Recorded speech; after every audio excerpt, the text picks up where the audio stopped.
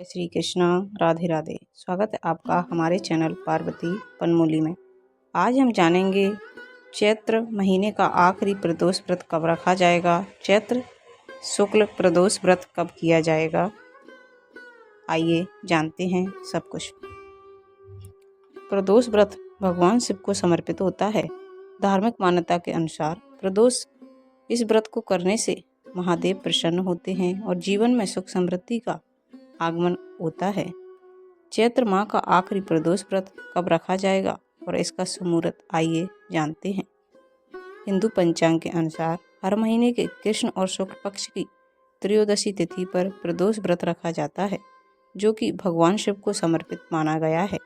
प्रदोष व्रत के दिन भक्त महादेव और माता पार्वती की पूजा अर्चना करते हैं और व्रत रखते हैं। इस दिन पूजा करने के बाद गरीब लोगों या मंदिर में दान करने का विधान है। धार्मिक मान्यता है कि इससे जीवन में किसी चीज़ की कमी नहीं होती। इस बार चैत्र माह के आखिरी प्रदोष व्रत की डेट को लेकर लोगों में बहुत कन्फ्यूजन की स्थिति बनी हुई है। ऐसे में आइए जानते हैं चैत्र माह का आखिरी प्रदोष व्रत कब रखा जाएगा और उसका सुमुहूर्त। पंचांग के अनुसार चैत्र माह के शुक्ल पक्ष की त्रयोदशी तिथि 9 अप्रैल को रात 10:55 से शुरू होगी। वहीं इस तिथि का समापन अगले दिन 11 अप्रैल को तड़के रात 1 बजे होगा। ऐसे में चैत्र माह का आखिरी प्रदोष व्रत 10 अप्रैल को किया जाएगा। गुरुवार के दिन पड़ने के कारण इसे गुरु प्रदोष व्रत कहा जाएगा। पूजा का सुमुहूर्त 10 अप्रैल को शाम 6:44 से 8:59 तक रहेगा, क्योंकि प्रदोष पूजा प्रदोष काल में की जाती है। ब्रह्म मुहूर्त रहेगा सुबह 4:31 से 5:16 तक। गोधूल मुहूर्त शाम को 6:34 से शाम 7:05 तक। आइए अब जानते हैं प्रदोष व्रत की पूजा विधि। प्रदोष व्रत के दिन सुबह स्नान करने के बाद सूर्य देव को जल अर्पित करें। इसके बाद भगवान शिव को पंचामृत से अभिषेक कराएं। फिर शिव जी को बेलपत्र, फूल, धूप, दीप समेत आदि चीज़ें चढ़ाएं। इसके बाद भोलेनाथ की आरती कर फल और मिठाई का भोग लगाएं। आखिरी में लोगों में प्रसाद बांटें और गरीबों को अन्न धन का दान करें। धार्मिक मान्यता के अनुसार प्रदोष व्रत के दिन दान करने से धन लाभ के योग बनते हैं और भोलेनाथ की कृपा प्राप्त होती है।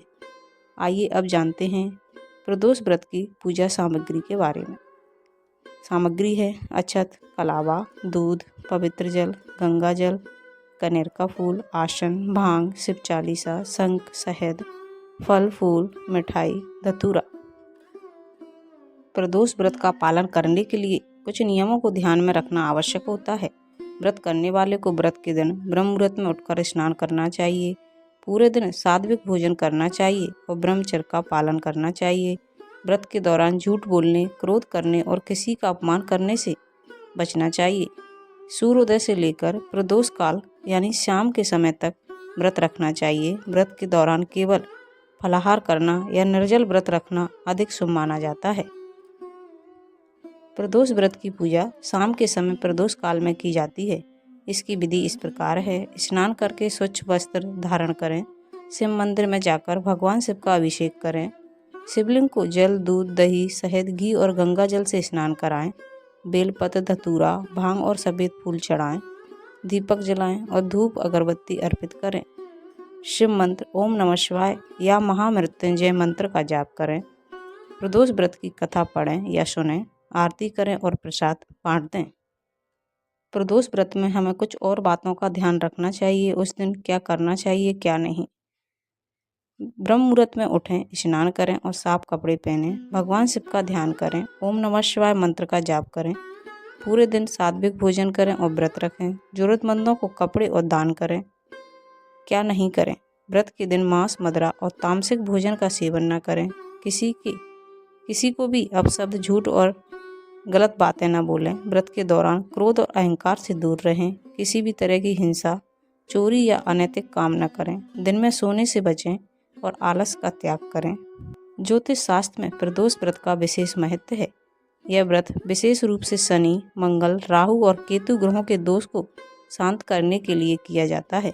शनि प्रदोष व्रत करने से शनि की साढ़े साती, ढैया और अन्य नकारात्मक प्रभाव कम होते हैं।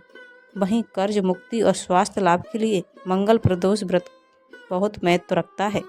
इस व्रत को करने से राहु केतु के अशुभ प्रभाव भी समाप्त हो जाते हैं। अगर कुंडली में विवाह में देरी हो रही है, तो संतान प्राप्ति में बाधा आ रही हो या करियर में तरक्की नहीं हो रही हो, तो प्रदोष व्रत बहुत लाभकारी होता है। जिन लोगों की कुंडली में काल्प सर्प दोष या पित्त दोष हों, उन्हें भी यह व्रत करने से लाभ मिलता है। प्रदोष काल में भगवान शिव की पूजा करने से ग्रहों की शांति होती है और व्यक्ति का भाग्य मजबूत होता है।